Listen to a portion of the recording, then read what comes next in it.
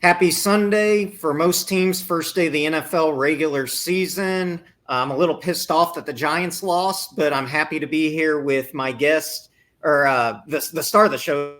Sorry, Surfing Baseball with Ed Lynch. You can find us on Twitter, Instagram, Facebook, LinkedIn, YouTube. Make sure and subscribe to our YouTube channel and all podcast platforms. The star of the show, former Chicago Cubs general manager, MLB player with the Mets and Cubs, Ed Lynch. Ed, want to hear your thoughts to start off on the American League race. Who do you think has a chance to win?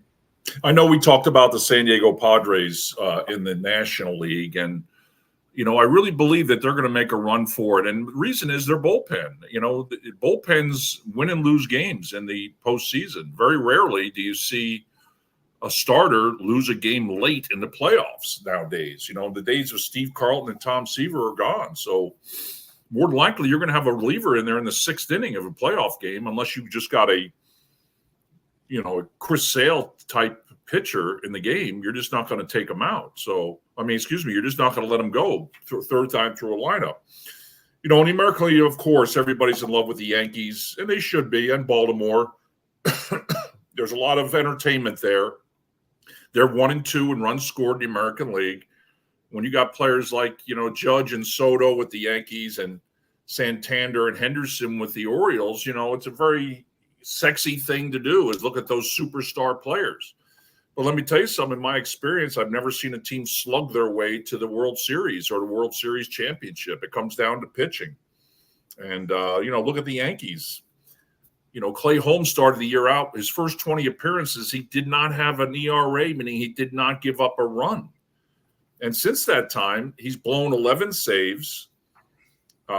He just has trouble getting people out in the ninth inning now, and that's a problem. And they announced that they're going to go by closer by committee, and I can tell you something, I have never seen closer by committee work. Closer by committee means you don't have a closer. So you're going to play left, right, and I'll tell you, the function of the closer is as much mental as it is physical. Because, we all look at Chapman throwing 100 miles an hour and, other guys throwing 100 miles an hour and they're getting people out. But there also is that type of closer like Rod Beck that I had in Chicago. He had 51 saves and he probably threw 85 miles an hour. But he had impeccable command. He had two alternate pitches he could throw. He had an outstanding split curveball. And he had great command. And he just didn't walk people. And, and my point is that in that closer role, it really helps if you have something as a right-hander that goes down because you're going to be facing left-handers. And if you have that, as they call it, a sweeping breaking ball right now, we used to call it a flat slider, you're not going to get quality major league left-handed hitters out as a right-hander with a flat breaking ball. So you've got to be able to throw strikes. You've got to be able to expand the zone, get ahead, expand the zone. That's what the great ones did. And I don't see the Yankees having that right now. Baltimore, Craig Kimbrell, Hall of Famer, maybe, had some great years, but he's struggled as of late. He's had his problems. So, again, I think those teams are definitely going to get to the postseason, obviously. I think they're going to do some damage in the postseason. But to get deep in the playoffs, you've got to have a bullpen. And that's why I'm going to pick a black horse here. A dark horse, excuse me. I'm going to pick the Cleveland Guardians to do some real damage in the postseason. I talked to Terry Francona, who retired as a manager before this season, and he talked about their team in very glowing terms. Now, their bullpen is just historically good. This Emmanuel Class, he's got 42 saves and an ERA and WHIP under 1. Now, WHIP, for people that don't know, is walks and hits per innings pitched.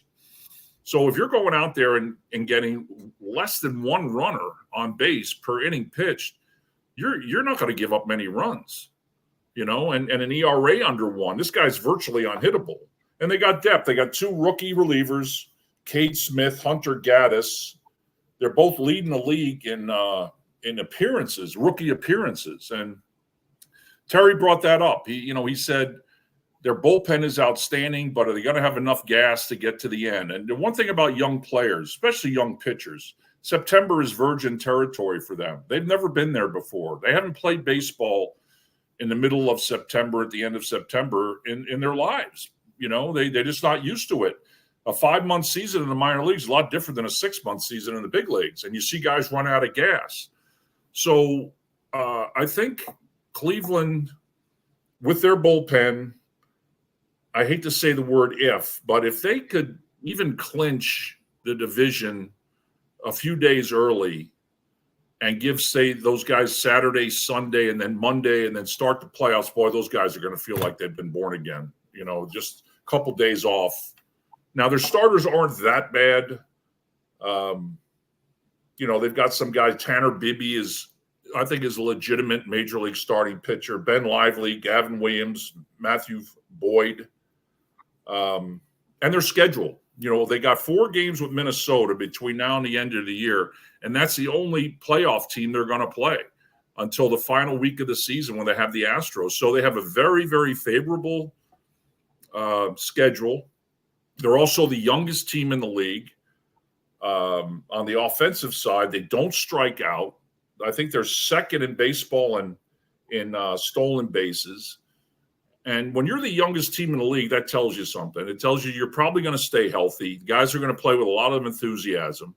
And when you're, at the top of the league in stolen bases, that tells me you have a team that can run. Now, everybody says, well, you're going to steal that many bases, blah, blah, blah.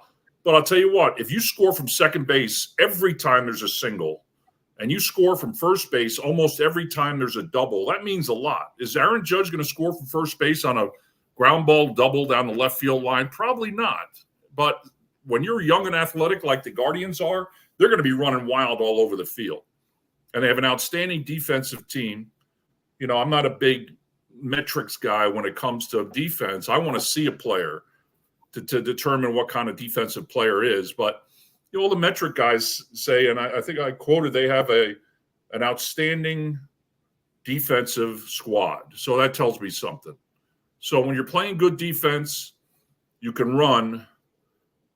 You have a shutdown bullpen for 4 innings at the end of the game.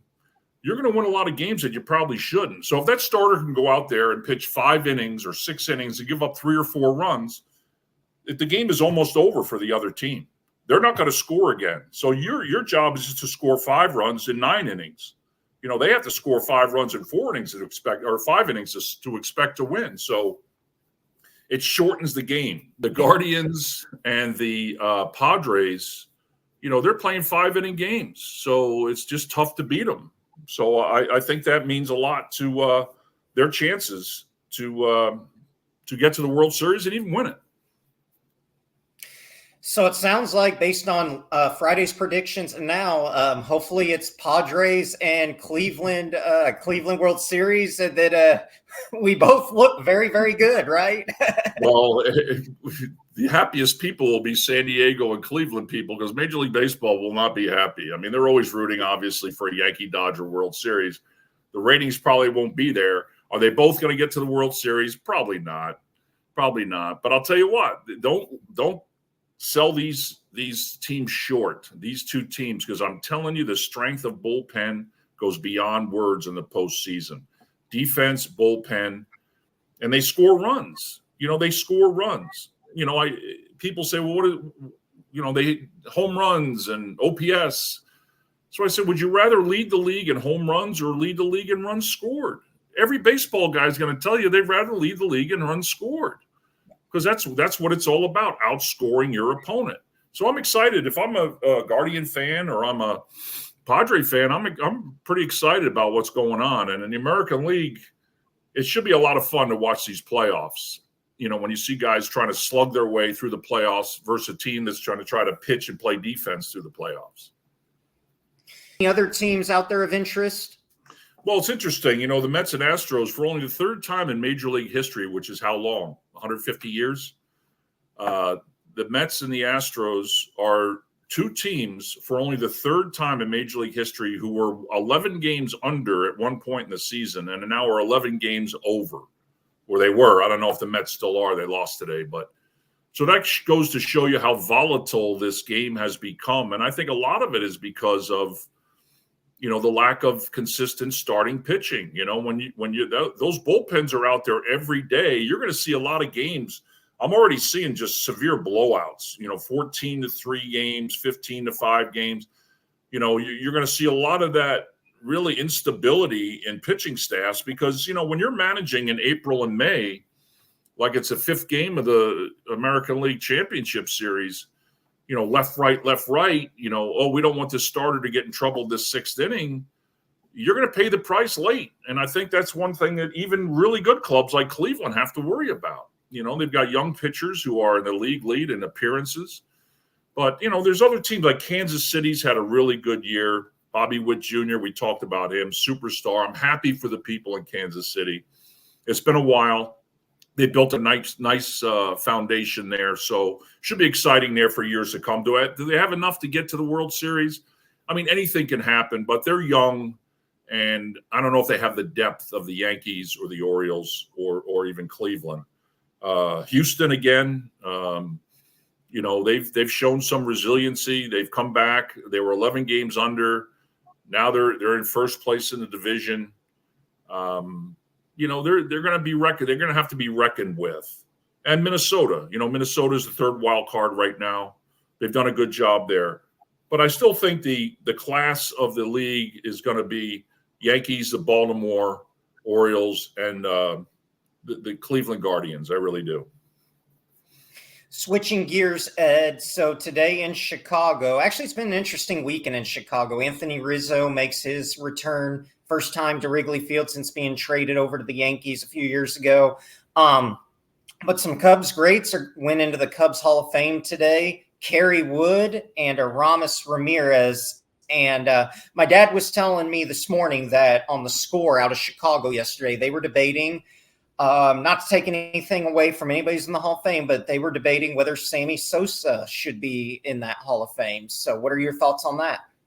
Well, I think so. Absolutely. I'm biased, when I got to Chicago as a GM, it was during the strike. So I was there. My first spring training, we had replacement players. If you remember that, it's hard to believe it's been 30 years now, which is kind of scary. But, we went into spring training with replacement players. We settled the strike at the end of or the middle. No, excuse me. It was the end of spring training. Yes, because we flew into Texas with our replacement players to play an exhibition game with the Rangers, and then we're going to start the season with these players. They settled it 2 days before what would have been the original opening day. And then we went back to Arizona, had another spring training, and we wound up starting the season in late April.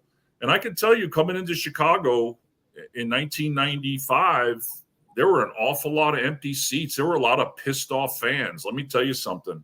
I remember only half of our luxury suites. My buddy John McDonough was the VP of marketing and broadcasting, and he was saying that we've got half of them sold. I mean, you imagine that, Wrigley Field, half of your luxury suites are empty. I mean, it's even in a down year, you couldn't imagine something like that happening.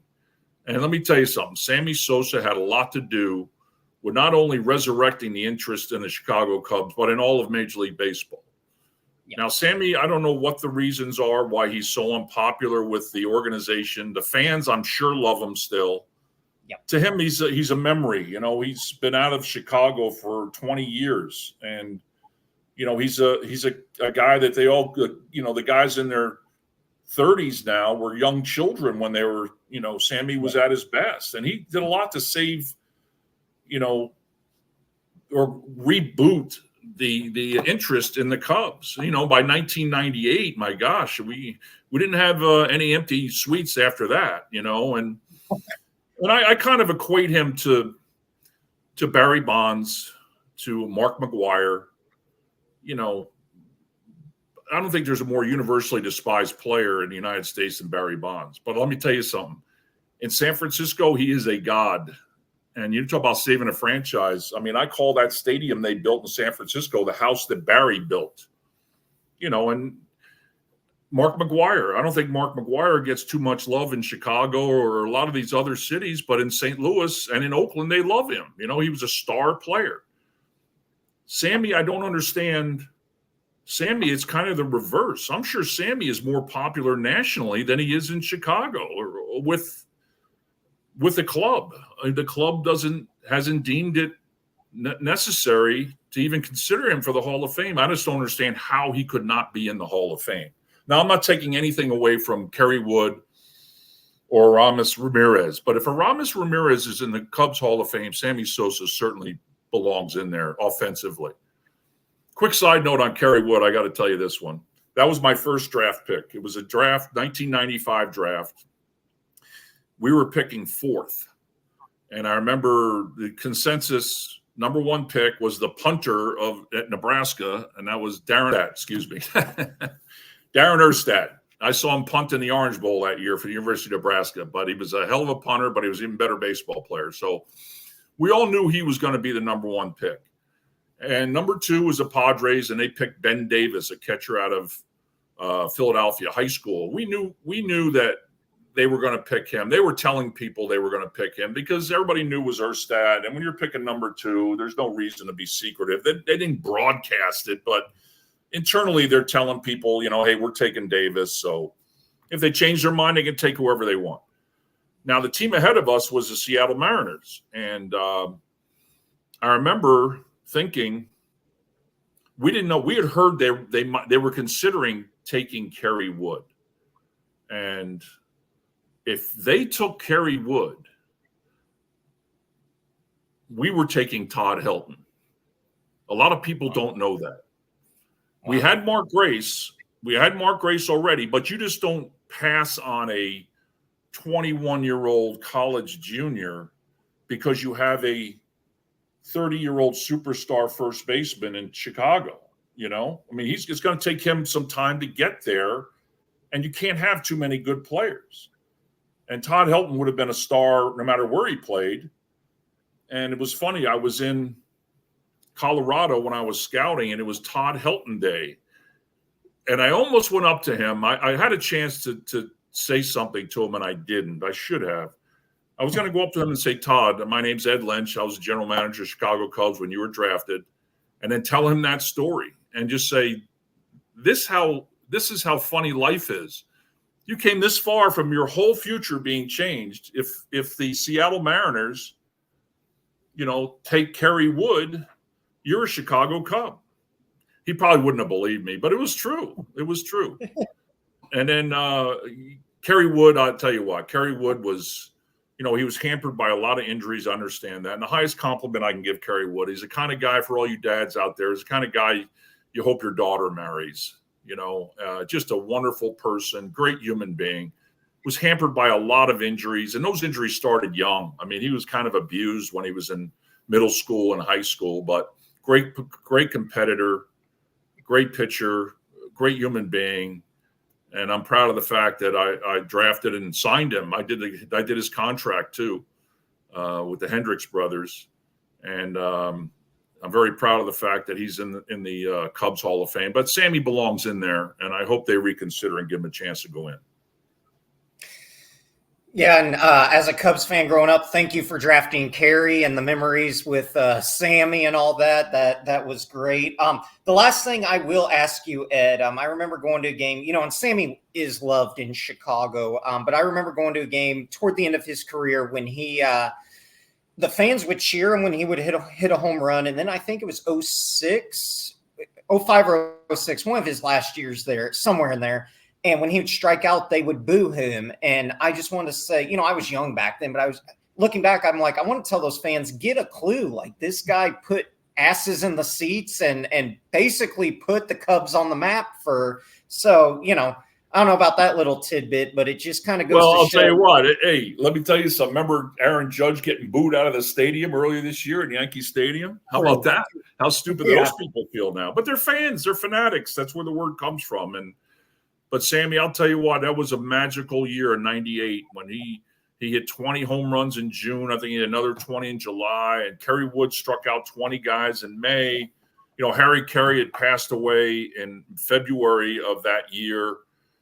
The last 2 months of the season we're in a race with the Giants and with the Mets for that wild card, that one wild card.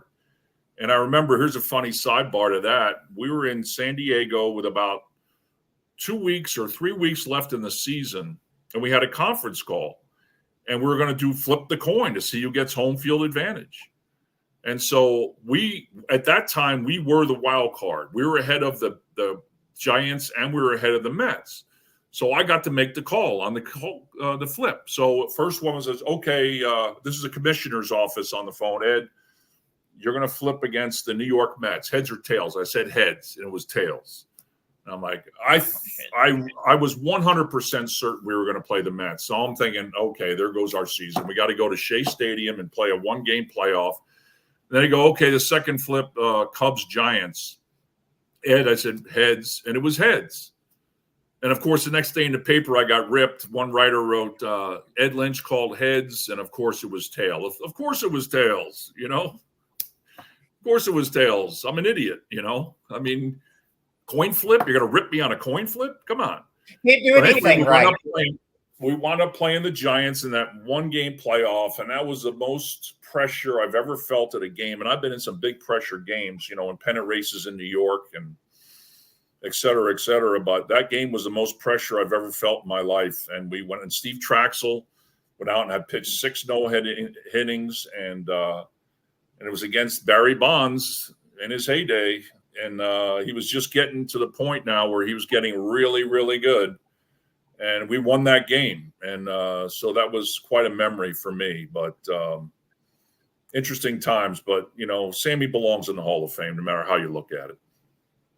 Absolutely. And last question before we wrap it up, Ed, you told me a few years ago on my show that Sharon Panazzo, who's a great friend of both our, you know, close mentor of mine, you said, you know, during the home run chase, the media was just left and right. And then the Cubs make the playoffs and the media was nowhere to be found. It seemed like it's like the Cubs are in the playoffs, but it was because of the impact that Sammy and McGuire had on the game at the time. Oh my God. It was unbelievable. We had Sharon Panazzo was my PR director. She should have won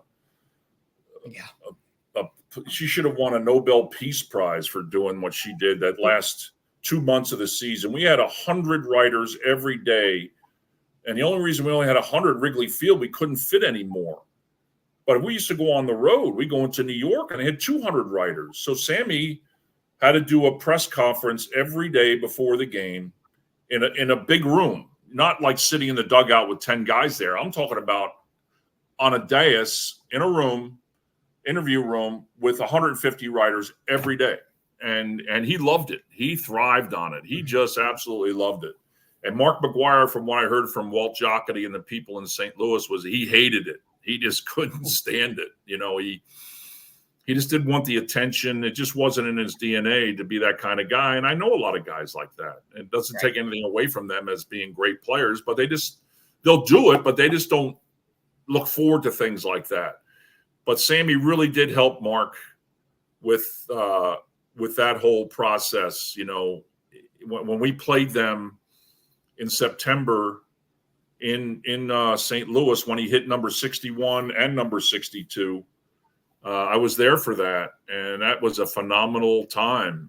And Sammy being there with Mark when he did it, I think really helped him. You know, if you look at the replay, first time I've ever seen a guy hit a home run and hug every infielder on the other team going around the bases. That was kind of weird. But Sammy was there, came in from right field and stood with him. And, you know, Mark wasn't like, oh, you're stealing my thunder. Get away from me. This is my moment. He embraced him because he wanted to divert some of the attention away from himself. Yeah. And Sammy was awesome. But, you know, those are some of the greatest moments in the history of the Chicago Cubs organization. You know, they haven't had many. 16 obviously is number one. 2016, what they did, that's incredible. But 1998's right there in their top 5. It really is. And again, I'm repeating myself, for him not to be in the Hall of Fame is not right. And I just hope Mr. Ricketts gives him a chance. You know, Mr. Ricketts is the reason the Cubs won the World Series in 2016, the amount of investment he made in that ball club. And I just hope he gives Sammy a second look and a second chance. And as you said, Tyler, the fans love him. And I think it would be a big moment for the Chicago Cubs if Sammy went into their Hall of Fame. Absolutely. Ed, as always, appreciate it. Again, follow us, Surfing Baseball with Ed Lynch, Twitter, X, formerly known as Twitter, Instagram, Facebook, LinkedIn. Subscribe to our YouTube channel, Surfing Baseball with Ed Lynch. We'll be back again later this week with another cool show. But again, thanks again, Ed. Surfing Baseball with Ed Lynch. Thanks, Tyler.